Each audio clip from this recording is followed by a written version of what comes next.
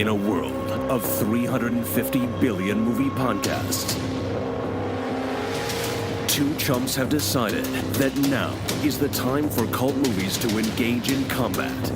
Disagreements will be had, blood may be spilled, and voiceover artists most definitely will not be paid. This is Cult Film Face-Off.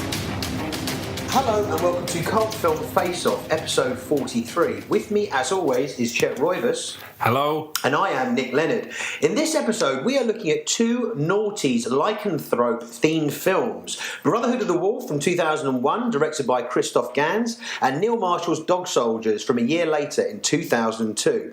So, let's get to it with Brotherhood of the Wolf. A mysterious beast terrorizes the province Givaudan in France. It is up to a knight and his Native American friend to investigate these killings and apprehend the beast. Brotherhood of the Wolf.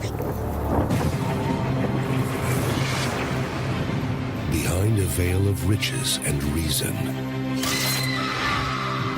lies a mystery hidden from view, killing all that get in its way. But now, two men sent to uncover the truth are about to encounter their greatest fear. A deadly secret, a dark power, even greater than they ever imagined. Universal Pictures and Studio Canal are proud to present an ancient legend. Now, a stunning cinematic vision. The film that took Europe by storm. Christophe Gans' masterpiece. Brotherhood of the Wolf. Okay, before we dissect this one, a big thanks to Andrew Smith who suggested this pairing. Big up yourself! Yeah. So, Brother the Wolf, Chet, have you seen it? I saw it at the cinema with a friend who, I think that was his first foreign language movie, first subtitled movie he'd ever seen, and I think it's the last subtitled movie he ever saw as well. But we both absolutely loved it at the cinema. I hadn't seen it since, but yeah, loved it back in the day. Did you see it at the cinema? No, you didn't, did you? I didn't see it at the cinema. Such a cinematic film. Yeah, big time. But you saw it? No, I haven't seen it. Yeah, I saw it. I saw when it came out on the rental market. Is it still good? I really enjoyed it. Yeah, absolutely. My memory was pretty hazy. I remember it had Mark Dacascos. I remember it was certainly not your atypical type of 18th century costume sort of film. And yeah, it's kind of. I remember it being a bit overlong when I first watched it, and it is a bit overlong still now. But I really enjoyed it. Yeah, I mean it's stylish, it's stylised, it's lush, it's ornate. It looks great. I mean, the setup is. I really like a film which immediately just sticks the flag in the ground of what sort of film it's going to kind of be. And it's like you're introduced to Mark Dacascos and Fransak, who are the two main protagonists in the film. And basically, they just open up a can of fucking whoop-ass, and it's just filmed beautifully. There's just great action, and yeah, that's kind of. I was just like, brilliant. It just captured the mood instantly. This is not going to be your run-of-the-mill kind of fare. What did you think of rewatching it now? Yeah, I liked it. I think it's a really, really fine film. I wasn't so sure about that opening fight scene though, because it's well done, it's well choreographed and everything, but it relies on it's so much on slow motion. And well, if you don't like slow motion, this film's going to grind your gears because there is a shitload of slow motion. But I didn't. I just kind of got swept up with the whole thing. I didn't mind the slow motion. It's not just the slow motion; it's also that there's multiple shots of rainwater dripping off the weapons slowly, and I just thought it was a warning sign. I thought, oh shit, this is going to be style over substance and it's going to have aged really badly. And also, Christophe Gans, the director, subsequently made one of the worst films I've ever seen, which is Silent Hill, which is all style and, it's anti-substance, that film. So I think that's the most overtly stylised moment in the whole film, and I think it kind of takes a step back after that. No, I think there's a few moments that he really. I mean, there's a killing which is done literally half of the killing of this woman is done in slow motion with her trying to get out of the water. Oh, that's right, yeah. And the drops are coming down. What I like about Brotherhood of the Wolf is that it's just a complete mashup of genres. You've got action, you've got, at times it feels a little bit like a Western, you've got a romantic storyline going on in there.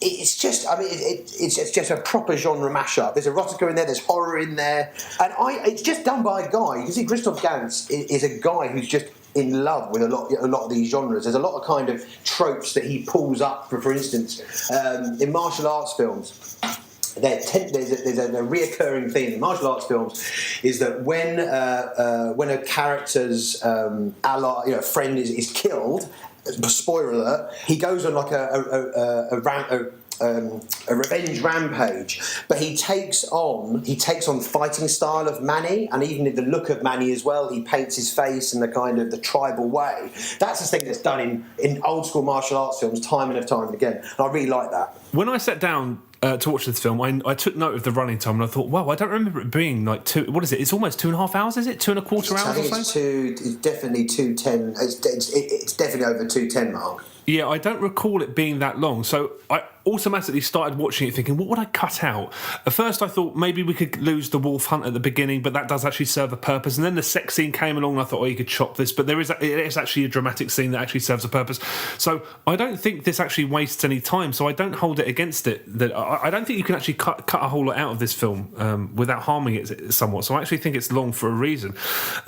This film reminds me kind of, and I don't love these movies, but I mean this as a compliment, it kind of reminds me of those Guy Ritchie Sherlock Holmes films, although Holmes is the kick-ass one in this, and I do think it benefits from turning into a kind of men on a mission movie halfway through, and the acting is just really, really top-notch. Mark Dacascos is just charismatic as hell. He's only like 52 or 53 at the moment, so there's still time for him to become like an icon or something, because I don't know what, who knows what it is, but he's got it. He's the most charismatic guy of all time.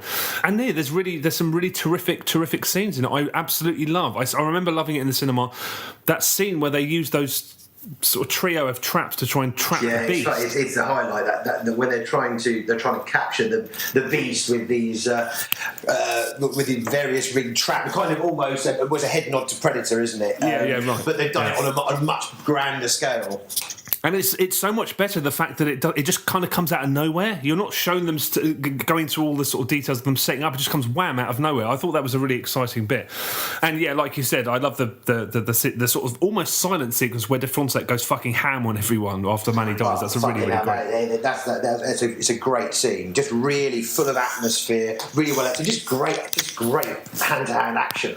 Yeah, I mean, it's interesting, I think, the comparison of Sherlock Holmes, because there's definitely that swashbuckling element is in there as well, and also the whole, a lot with the Sherlock Holmes kind of stories is there's kind of like a secret society at work, and there's a secret society here with political undertones and controlling the people and using this beast to basically to sway the masses, really.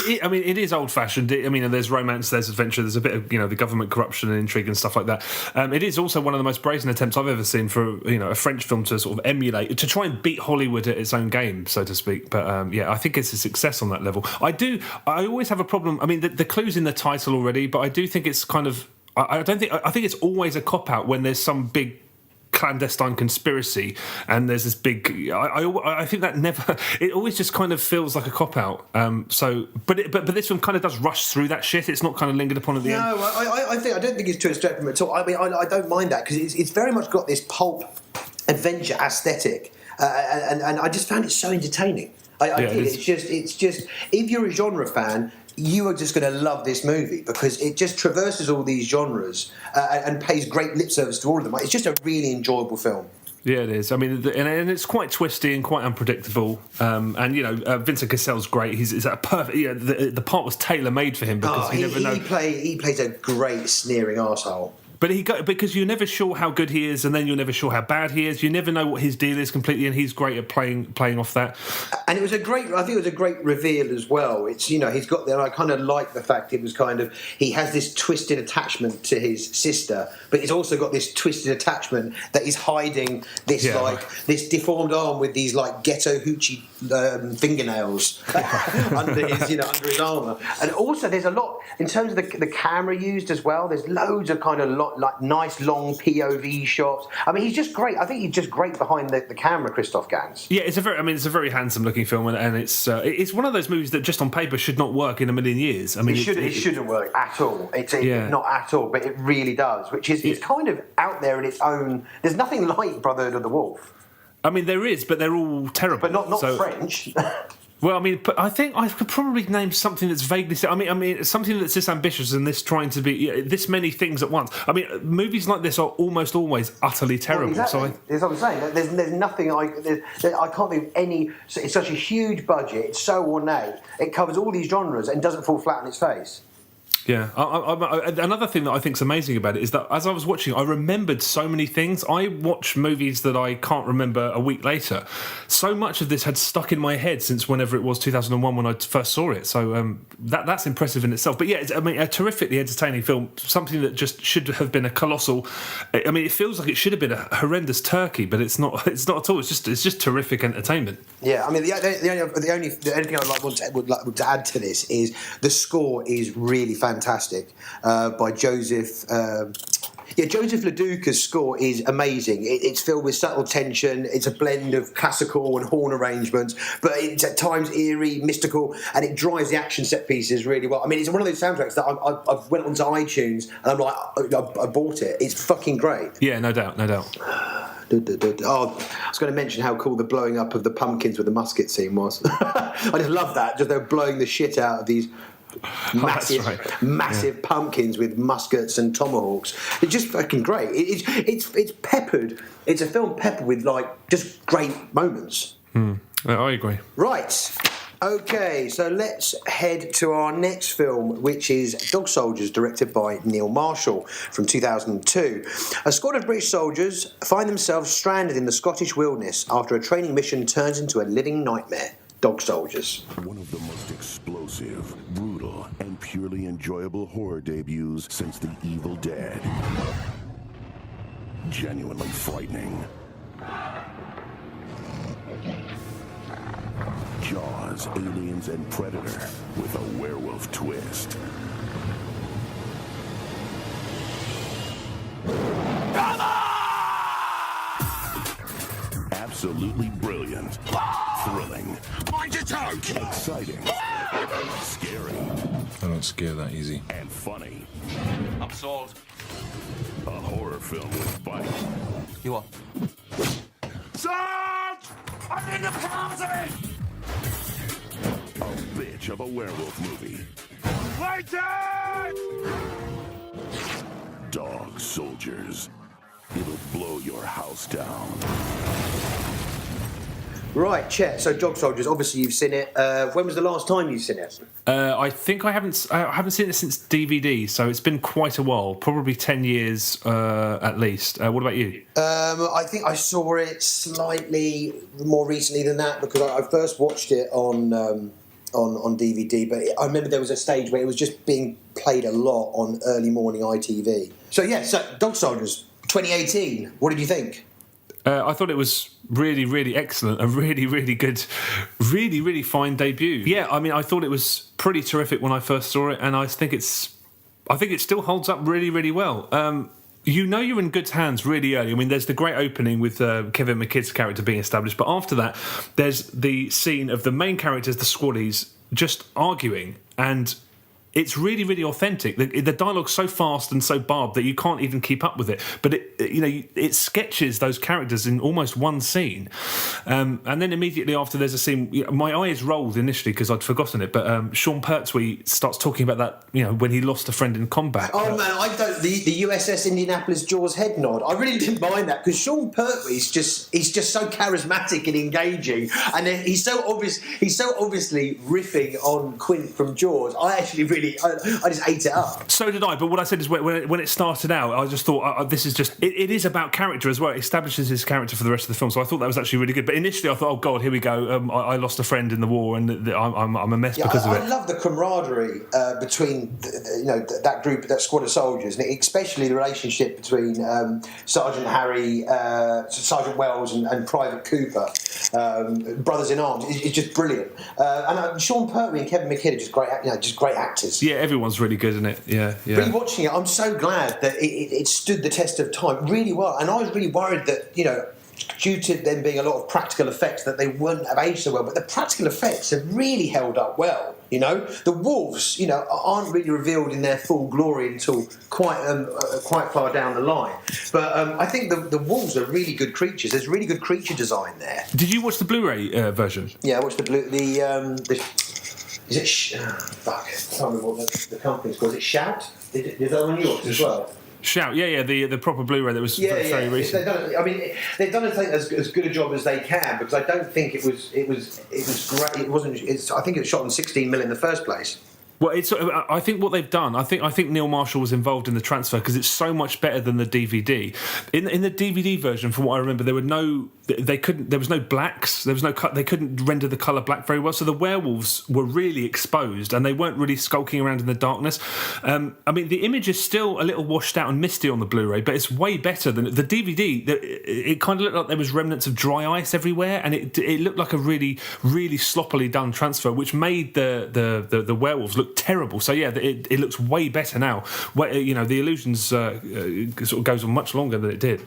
Yeah, I noticed that there's been a lot of blue being used, like tons of that 80s kind of used a lot in like Hellraiser. Oh yeah, no, it definitely has that same kind of. Yeah, I know what you mean. This is Neil Marshall's debut, and this is a guy that is evidently really in love with a lot of other sort of cult films. And some of that's quite explicitly explicit in the fact that one of the characters is called Private Bruce Campbell, and they end up in a kind of cabin in the woods, Evil Dead type, setting into the last half of the film. Yeah, I think it rattles along really well, and I like the fact that with the soldiers as well, they move like a team of soldiers. There's one scene where they're all they're getting in position, and you're like, fucking hell, that looks really legitimately like what a squad of soldiers would do getting in position. Yeah. And also, it immediately reminded me a little bit of Southern Comfort, which is a film we've covered on a previous episode. There's a group of soldiers on a training mission that goes completely awry. I think that the inclusion of Liam Cunningham's Captain Ryan, he is especially good as well, who's leading this special weapons division, which is the kind of the hush-hush experiment, which has kind of spawned these werewolf human like hybrids. He's brilliant. He just plays an amazing arsehole. And it's good to. Neil Marshall is someone that did you see the films he followed Dog Soldiers with? I've seen most of them, I think. Yeah, some of them are really good. Some of them are really. Doomsday is the one that I think is a real stinker. But Centurion's great. The Descent obviously is terrific. Yeah, The Descent is amazing. I love The Descent. But he's done some great television work. He's done like standout episodes in Game of Thrones, Westworld, and Hannibal as well. Game of Thrones. I've seen the Game of Thrones episodes he's directed, which is the Watcher on the Wall, the Watchers on the Wall, which was the big battle that culminated between the Night's Watch and the Wildings, and also the Battle of Blackwall. So he does these big flagpole episodes of action in Game of Thrones. He's also done really good episode in Hannibal as well, when you're introduced to the Red Dragon character. But I've read that he's going to be doing Hellboys, which I'm really excited about. I think that this is a really, really beautifully edited film. I think the editing brings the most out of the performances. I think it cushions this is an obviously cheap film, and I think the editing disguises that really well, and it emphasises shocks really well. It just feels like a vigorous film because of how it's edited. Neil Marshall edited it himself. He's only edited this and Doomsday, I think, which is interesting because I think this is arguably his best film. I don't think it's better than Descent, but it's arguably. And then Doomsday, I think, is inarguably his worst film. So the fact that those are the two films that he's edited, I think is quite interesting. But this is one of those films where I honestly believe that a different editor could have mangled the movie. I think that's a real. I also think the visual effects are really good. The practical visual effects by Bob Keane have stood the test of time really well. He worked on Event Horizon and Hellraiser. Fun fact: the remains of the missing hikers, which were in the basement of the farmhouse, are actual cadaver props for Event Horizon. Oh, wow, really? Yeah. Yeah, I mean, it's a really, really fine... it's a fine debut. I mean, I've seen micro-budgeted sort of genre mashups like this that are well-acted, well-directed, well-written, but rarely all at the same time. And I think everything works here. Even the small... I mean, the comedy works. There are some small moments of slapstick which just absolutely kill. And, some little one-liners, I mean... Sean Pertwee muttering sausages to himself. Yeah, it's still fucking great. Yeah. And apparently he was pissed in that scene, and Kevin McKidd actually connects with him when the actual punch. Punch, knock me out. Yeah. I think it's very much a product of its time. I mean, that 90s lad culture is stamped quite strongly all over it. I mean, you've got lines like, I'm really craving a kebab. I mean, that's straight out of the pages of, that's proper FHM fodder. Yeah, true, that's true. But it's interesting. I think it's a very English-centric film. There are a couple of very small, iffy, nitpicky moments which I just thought, they try to wring suspense at one point out of the fact that a well-trained soldier can't ascend a rope, which I thought was a weird moment. And at least one of the gun battles is so hectic that you just think, well, everyone would be dead. I mean, everyone in the house would have been massacred by everyone just randomly firing shots all over the shop. But aside from that, it's a real crowd pleaser. I mean, it was really cracking me up when the flashes of the cameras on the werewolves, it's like they're being packed. There were some really funny reactions when they're storming the house. There's just loads of visual gags going on. I mean, I love the fact that, the soldier, the most aggressive of the soldiers, is basically wanting to go like one-on-one with the wolf. And he's just got one of those typical ornate kitchen shelves of all the crockery. He's just chucking at the werewolf. It's brilliant. And ending that exchange with, I hope I give you the shits. This is a cheap movie, and although I think it's well disguised, the one area that is not disguised is you can never get away with synthesized orchestral music. It's like nails down a chalkboard. The soundtrack is so bad. It sounds like it cost about 5p. I don't know. I thought that score, even though being synthetic, it was emotive and punchy and just full of percussion, which kind of rolled things along quite nicely. It's so primitive now that it just sounds kind of... I mean, you could probably knock something up very similar on like a £20 Casio keyboard these days. But I think that was just the only sort of real sign of its cheapness. Otherwise, they managed to disguise that quite well, and it's just a great entertainment still, I think. The bit for me that, I mean, and this is really sort of like a minor discrepancy, but it was something that was a bit like that would have liked that fleshed out a bit, is they don't really explain at all what the relationship between Captain Ryan and Megan is. There's no kind of time given to that at all. Do you think that was needed? Well, I'd like to have known a bit of the backstory. There was a lot of exchanges. There's a lot of looks being exchanged, and it was only like, what's that about? I'd like to know a bit more about that. How, what happened with that family and him, and it's never. There's nothing given to that, and I would like to have known a bit more about that dynamic. Oh, another minor quibble is trying to get the word bone put into the vernacular of everyone watching it. I mean, the amount of times that bone was used, that grated when I first watched it. As soon as they said it, I was like, oh shit! I remember them trying to shoehorn that in. It's not a real thing, is it? No, it's not. I've never heard that outside of this movie. It's one of those things where in a film they're trying to basically get some slang used by the audiences after the film. Just to coin it, yeah. Yeah, exactly. But no, it was. I really enjoyed watching it. Good times. I mean, where are you going with regards to picking one of these two?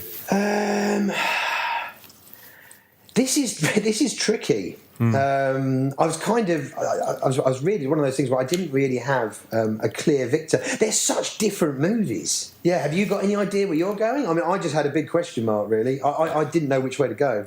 I didn't either, but thinking about it and having talked about them briefly, I think it has to go to Brotherhood of the Wolf, just because movies like that are attempted fairly often and they almost never work. But then again, I suppose you could say that about Dog Soldiers as well. You could say that about Dog Soldiers. Yeah, I mean, I'm stuck. It's great. It really is great. The humour's great, the slapstick's great, the action's great, and also the fact that it was shot for $2 million. Is a real achievement. Yeah, you're not wrong. I mean, I think Brotherhood of the Wolf is more likely to appeal to more people. I think it's going to last for a longer time. I think. I find it really difficult with these two because they're just so different. So, what do you think? I don't know. Brotherhood of the Wolf is such an undertaking. I mean, there were so more things that could have gone wrong with a huge budget, period piece. That was set up far more to fail than Dog Soldiers. So I think that in itself is a more of an achievement to have pulled it off.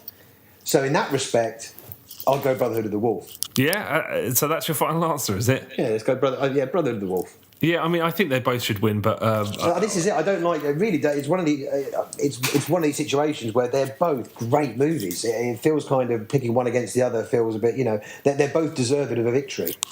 Well, I mean, I think it's a small victory, but I would just give the edge to Brotherhood of the Wolf. So I think I'm happy with that as a victor. Yeah, I mean, I'd love to hear what listeners think about these two films as well. It'd be really interesting to hear what you guys think. Yeah, for sure.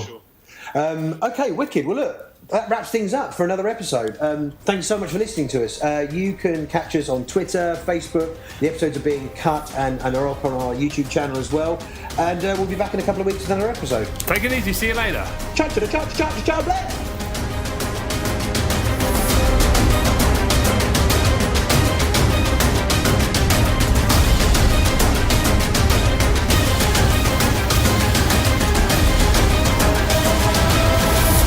Cult film Face Off.